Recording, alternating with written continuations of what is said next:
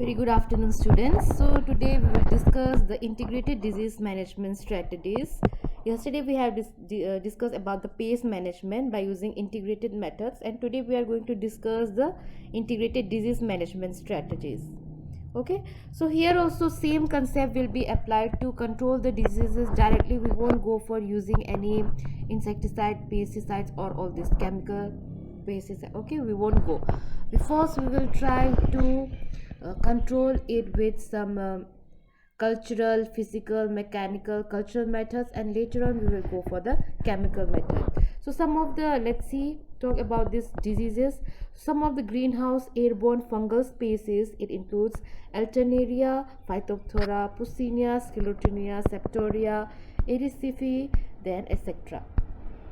Soil-borne fungal pathogens includes Fusarium, Pythium. Pythium, it's a very common disease which used to cause your damping off. Okay, it is a nursery disease, damping off, which is caused by Pythium.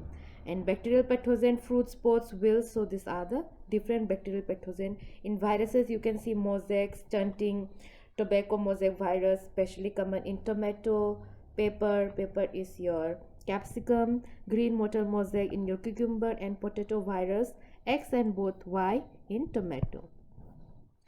So integrated disease management is the integrated use of different approaches in controlling the disease, like practices directed to improve the plant vigor, means we have to improve the plant capacity, we have to develop its immunity to withstand any kind of diseases and to induce resistance through nutrition.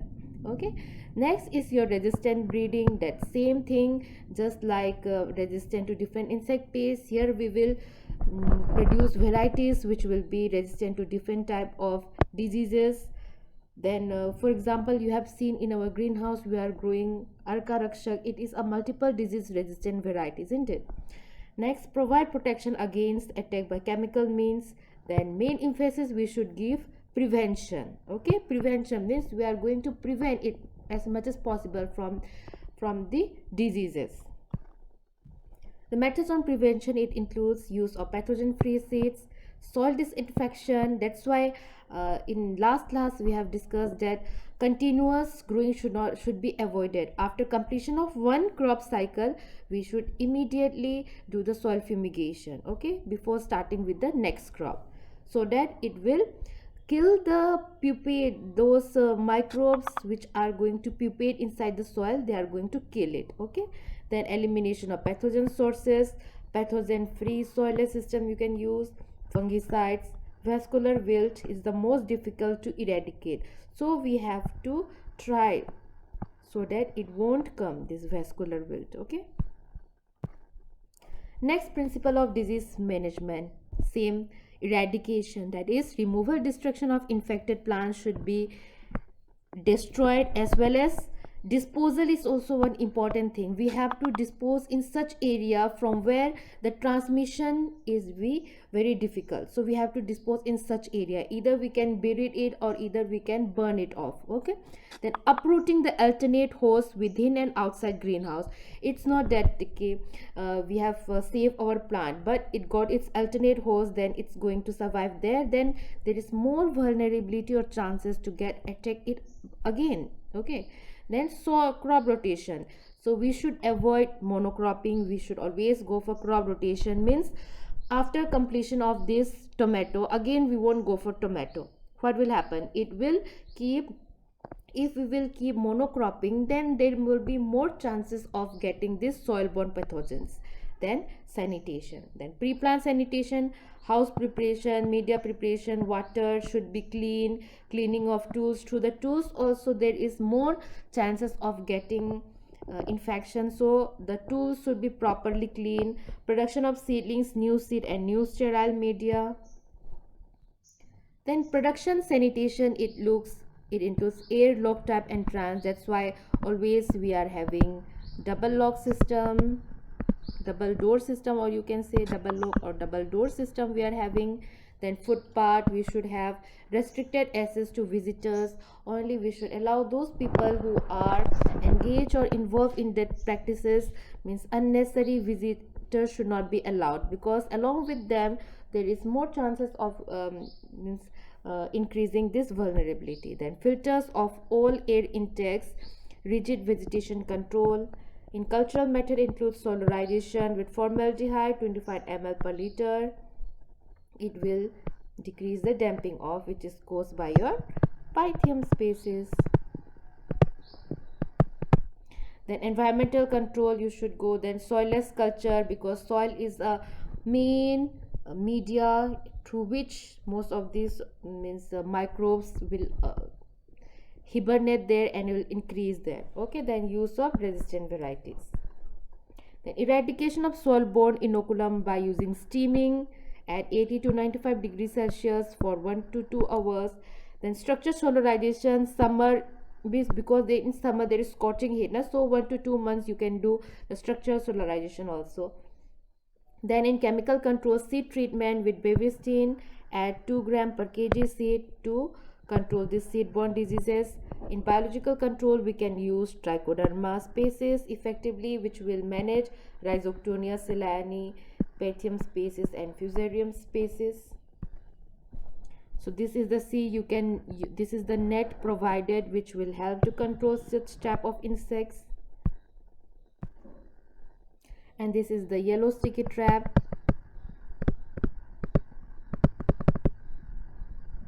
This is the yellow sticky traps.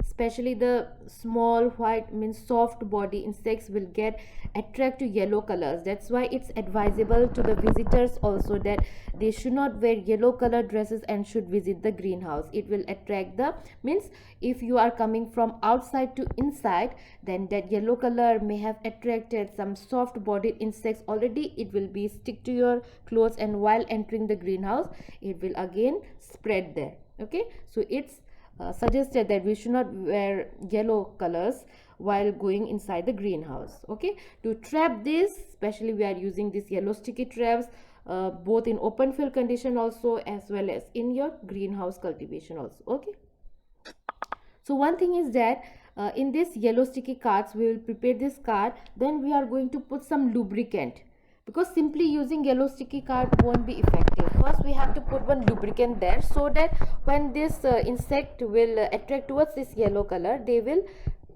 stick on this lubricant. Okay, and they will die.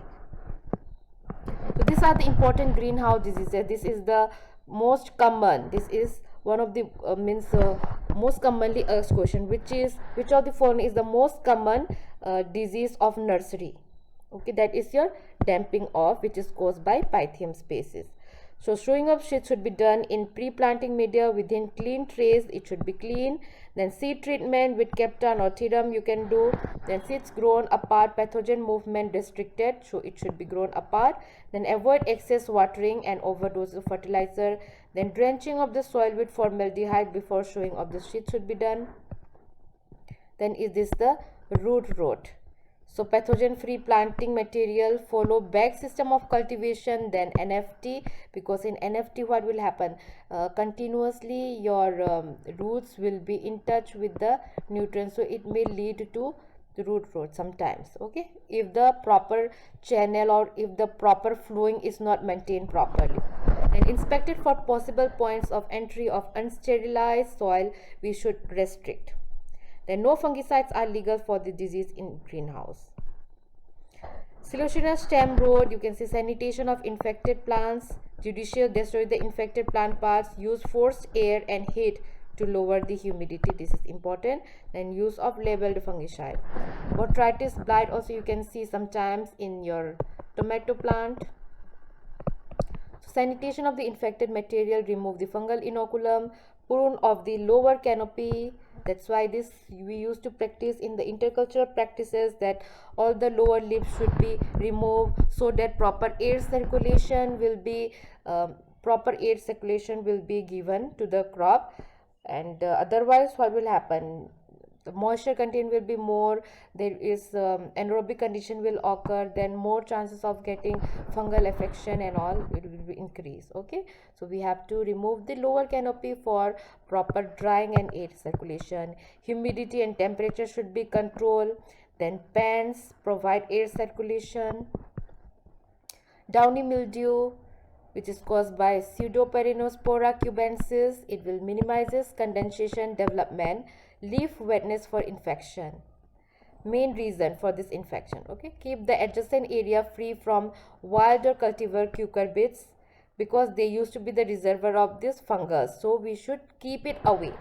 Then growing of the resistant or tolerant varieties, then fungicide which is appropriate, but generally inside the greenhouse we generally avoid use of fungicide, because if we spray any fungicide inside the greenhouse, the toxic effect will remain for a longer period of time, because it is in a very closed environment. So the toxicity will, or toxic gases which are present in it, will be spread to the environment and it will remain inside the greenhouse. Then the worker which is working inside the greenhouse, they may have some lungs problem, they will suffer from such asthma and some lungs problem. Okay, that's why most of the time we will avoid using this type of chemical, fungicide, insecticide or pesticides. So this is your Alternaria solani, which causes your early blight. It removes severely affected plants, decrease the inoculum of the fungus. So if you find such type of symptoms in your tomato plant, then you have to immediately remove it. Then high fertility level of the soil, it will decrease the plant susceptibility. Treat the seeds with Captain or Thiram. Spray the crop with Diethen M45 at 0.2% solution. Then Fusarium wilt, Fusarium oxysporum. Thorough sanitation before planting the next crop. Sanitation you have to maintain. Then we have to discard the infected bags. Follow proper drainage. Then fumigation of the soil should be done. Next is your bacterial wilt, which is caused by Pseudomonas solanacearum. The heating and sealing of the greenhouse during summer reduces the bacterial survival. So we have to do intermittent heating and sealing.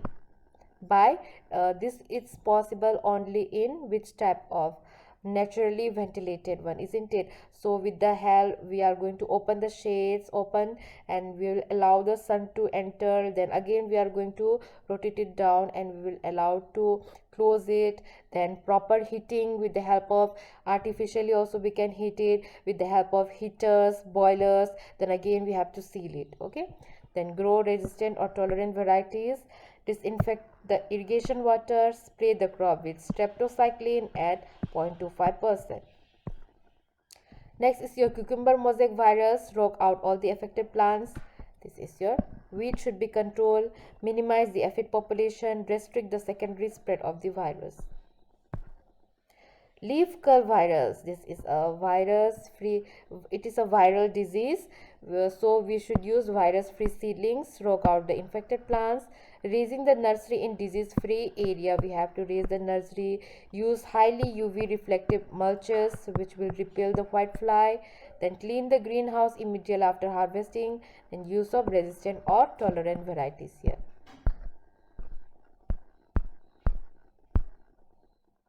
Okay, so this is in a nutshell regarding the integrated disease management practices we usually do inside the greenhouse and some of the major diseases which used to occur in the greenhouse.